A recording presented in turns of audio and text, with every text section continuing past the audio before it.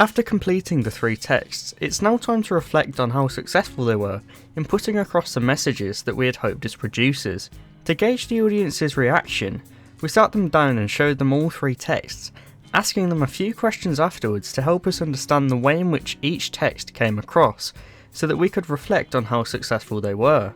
The first question we asked was related to the documentary, the main text of the project.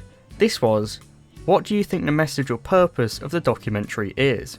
The responses were quite surprising. Only 2/3 of the audience we asked responded by saying that the intended message was that there was a generation gap and that younger people naturally more attuned to the technology that they are growing up with. I think the message of the documentary is that the younger people are more used to technology because that's what they've grown up with, and the older people just sort of drag behind. The other 1/3 gave us the purpose instead, stating that Generation Gap was mainly intended to inform, investigate, entertain and raise awareness of the generation gap occurring. And to entertain, but I think maybe mostly to investigate because it shows different opinions from people and different personal perspectives. I was interested by the limited variation of the audience's answers, as they could more or less all be reworded slightly and nudged into the categories I just mentioned. Even more surprisingly, the intent of the documentary was to provide a subtle and balanced approach to the idea of a generation gap.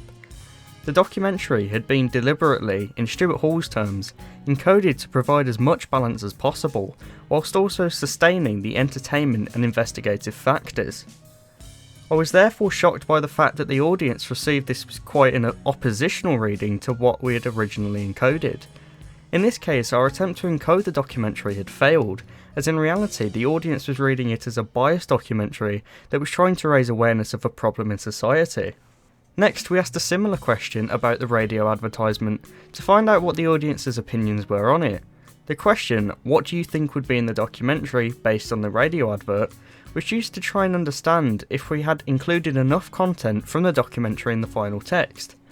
This time the answers were pretty much split half and half, with some saying that the documentary would be about people's experiences with technology and what it was like when they were younger. Opinions of young and old people, older people on technology and what their experience was when they was younger, maybe. On the other hand, the audience seemed to think that the documentary would feature an argument about the different age ranges using technology, mainly extrapolated from the vox pop included in the advertisement. I found this quite an interesting separation, as half of the audience thought there would be more of a show and tell approach, with the other half predicting what really happened in the form of an investigative debate. However, like the documentary, it means that although there was certainly enough content in the radio advert, we still hadn't quite gotten the message across about exactly what would be featured. I think that for the statistics to increase in the favour of a debate, it would simply need to be a different context for the roleplay element, rather than a misunderstanding with technology and lengthy chunks of voiceover. Finally, when asked about the double page spread, the audience members gave quite the array of different answers that can't really be generalised. By asking the question, does the double page spread make you want to watch the documentary? It left room for many different answers, which is exactly what we received. The answers we did get certainly weren't a surprise, as the features that were pointed out specifically were those that we knew would make a reader want to watch the documentary. In shared interest, all of them said that the double page spread made them want to watch the documentary. As mentioned previously, all of the answers were quite expected.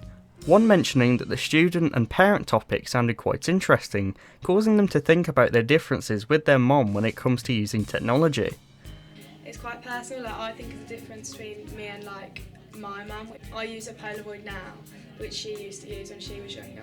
Another responder commented on the valid information within the article, which tells the audience about experts and some of the points they make during the documentary. Valid bits of information, especially about the experts.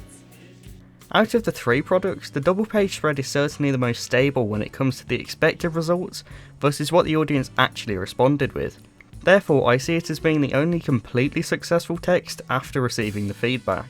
A final conclusive question was asked to better understand what the audience thought about a link between the 3 texts. Around 3/4 of audience members asked said that the most obvious link was the denotation of an age gap on the DPS. Effectively linked together because they both contain something to do with age demographics or whatnot, so the contains can be something to do with a generation gap. Even in the DPS you have you and your mum, which is 2 different generations, so I think that looks really well. And its theme linking solidly to both the documentary and radio advert. The other quarter seemed to think that the strongest link was that of the vox pop and presenter voiceover taken from the documentary and inserted into the radio advert. I found these answers quite interesting, as although they were both links our group had deliberately placed, my main opinion was that the strongest link was the latter, between the radio advert and the documentary.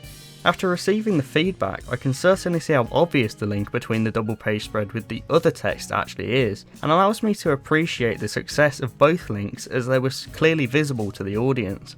In conclusion, the texts we produced were quite successful in encoding certain messages to the audience. Certain features of texts also allowed links and associations to be noticed, therefore creating interest. There are certainly flaws that are evident after receiving the feedback from the audience, and it will prove interesting to pick out any remaining issues with each text.